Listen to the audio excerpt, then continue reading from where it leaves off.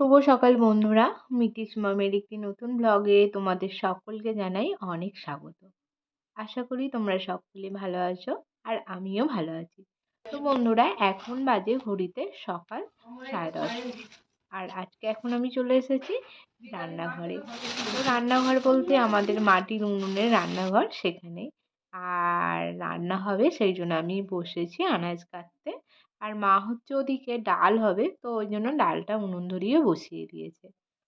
আর এই শীতকালের ছোটবেলাতে কি হয় বলো তো, যতই তাড়াতাড়ি রান্না বসাই কিন্তু ঠিক দেরিই হয়ে যায়।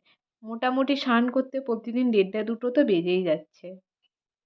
আর মিঠি হচ্ছে, ওকে খাওয়াতে এতটাই এখন ও ঝামেলা করে। মোটামুটি খাওয়াতে বসলে 1 ঘন্টা আমাকে হাতে নিয়ে বসতে হয়।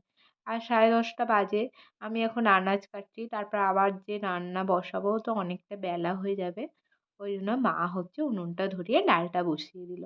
আমি আনাজ কাটতে হয়ে যেতে চলে এসেছি আর ঘাটে। মানে ঘাটের সানগুলো দেখো, জল পড়ে আছে, পুরো পিচ্ছিল হয়ে আছে। আর অনেক সময় কি হয় বলো তো, ভুলবশত অত তাড়াতাড়ি আর কি নামতে গেলেই পুরো পা স্লিপ খেয়ে পড়ে যাওয়ার ভয় থাকে, এত পিচ্ছিল স্থানগুলো হয়ে আছে। আর আমি এইদিকে দেখো আনাজগুলো কেটে ধুয়ে নিয়ে এসে জল দিয়ে দিয়েছি। এখানে লাউ ডাঁটা কেটেছি, এখানে আলু, পেঁয়াজ, কাঁচা লঙ্কা, পোস্ত আর নুন, হলুদ এগুলো সব বার করে নিয়েছি। কারণ আজকে আর মশলার জায়গায় বাইরে বার করে নিই, বাটিতে করেই তো বার করে নিয়ে চলে এসেছি। আর এই এই যে রেসিপিটা আমার শ্বশুরবাড়িতে কেউ জানতই না। আমি ১ম এখানে করেছি। আর আজকে দেখো কি হাওয়া দিচ্ছে। তারপর আলুটা যেই ভাজা হয়ে গেল, আমি হচ্ছে পেঁয়াজ আর কাঁচা লঙ্কাটাকে একটু ভালো করে ভেজে নিয়েছি। মানে ওই লাল, লাল করে পুরো যেন সোনালি কালার হয়ে আসে পেঁয়াজটার।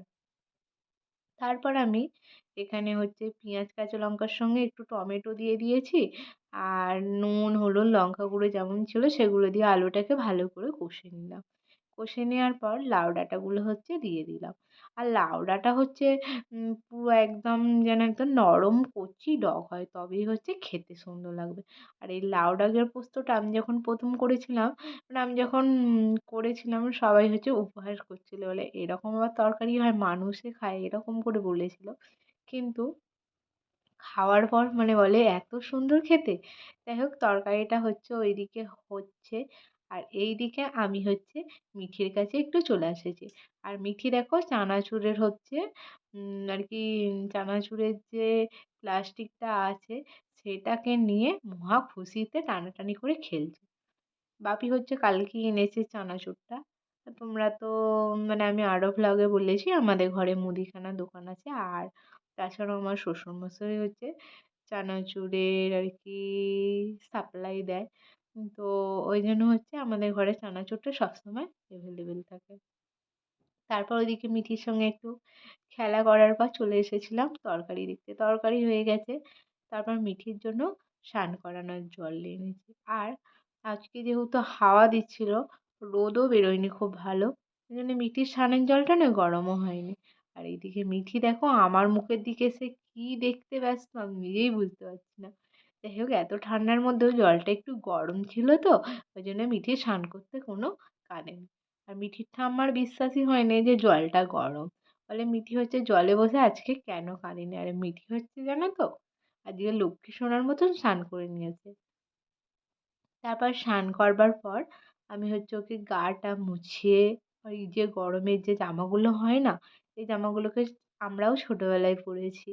এগুলো হচ্ছে ছোটোবেলায় হচ্ছে বাচ্চাদেরকে বেশি এই জামাগুলো পরানো হয়।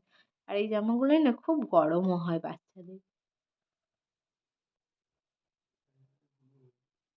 মিঠিকে হচ্ছে চুল আঁচড়ানোর সময় দেখো ও একটুও স্থির থাকে না। একবার এদিক, একবার সেদিক, ও হচ্ছে মোটামুটি একটু স্থির থাকার পাত্রী নয়। আর এইদিকে হচ্ছে মিঠির পিপি কলেজ যাবে বলে বেরিয়েছে।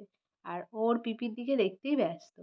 আর আমি হচ্ছে দেখো চিরুনিটা রেখে দিয়েছি। ও হচ্ছে চিরুনি, কোথায় কাজল, কোথায় হচ্ছে বডি লোশন, ক্রিম, ওগুলো ধরেই ও হচ্ছে গালে পোড়া হচ্ছে ওর সবথেকে বেশি আনন্দ লাগে। খাবার খাওয়ানোর সময় ওর খুব কষ্ট হয় খাবার খেতে। কিন্তু কোথায় কি পড়ে আছে সেগুলো হচ্ছে মুখে দেওয়ার সময় ওর খুব ভালো লাগে সেগুলোকে খেতে। আর আমি যত কেড়ে কেড়ে নিচ্ছি, যত সরিয়ে দিচ্ছি, ও ততই সেগুলোকে ধরার চেষ্টা করছে। আর মিঠিকে আগে আমি যখন কাজলের টুক পরাতাম ও হচ্ছে প্রচণ্ড বেঁকে যেত আর আমার হাতে হচ্ছে সমান উঠতো না। আর বাচ্চারা হচ্ছে জেগে থাকলে কাজল ঘেঁটেই যায়। তো আমি ওই কাজল যে পেন্সিল পাওয়া যায় না ওর পিছনগুলো দিয়েই পড়াই এখন। তো মিঠি দেখতে পাচ্ছ ওকে সমস্ত কিছু দিয়ে বসিয়ে দিতে ও খেলছে আর খাটের ওই কাঠটা ধরে দাঁড়াবার চেষ্টা করছে। আমি তখন চুলটা একটু শুকিয়ে নিই, চুলটা আমি শ্যাম্পু করেছিলাম। ও এত বদমাইশ হয়েছে। তো চুলটা হচ্ছে শ্যাম্পু করেছিলাম, করা হয়নি অনেকদিন। তো স্নান করেছিলাম বলতে গিয়ে শ্যাম্পু করেছিলাম বলছি। তো শ্যাম্পু করেছিলাম আর নয় আবার শ্যাম্পু, আজকে আমার কি হচ্ছে সব ভুলভাল হয়ে যাচ্ছে। তো স্নান করার পর চুলটা হচ্ছে গুঁড়িয়ে রেখে দিয়েছিলাম, খুলে রাখা হয়নি, তাই এখনো পর্যন্ত ভিজে আছে। চুলটা একটু শুকিয়ে নিই, দিয়ে 1টা বাজলে তখন হচ্ছে আবার মিঠিকে খাওয়াতে যাব। তো বন্ধুরা আমি এখন নিচে চলে এসেছি আর মিঠির খাবার রেডি করে নিয়েছে। মিঠির জন্য আজকে ডিম, ভাত, আলু সিদ্ধ আর হচ্ছে পেঁপে সিদ্ধ। আর বাঁধাকপির তরকারিটা দেখছো ওটা হচ্ছে আমি খাবো বলে নিয়েছি, কারণ মিঠির ভাত বেঁচে থাকে। মিঠি হচ্ছে অত ভাত খেতে পারে না। তো লাস্টে যখন ওর খাওয়ানোর পর যেটা পড়ে থাকে ওই তরকারিটা দিয়ে আমি খেয়ে নেবো ভাতগুলো, সেই জন্যই হচ্ছে বাঁধাকপির তরকারিটা নিয়ে নিয়েছি এক সাইডে। আমার মিঠিটা কই, কই কই কই কই, ঘোরো ঘোরো ঘোরো ঘোরো। টেস্টি আমাদের খাবারটা, কি টেস্ট, আমার কি টেস্ট লেগেছে আজকে, তাই তো?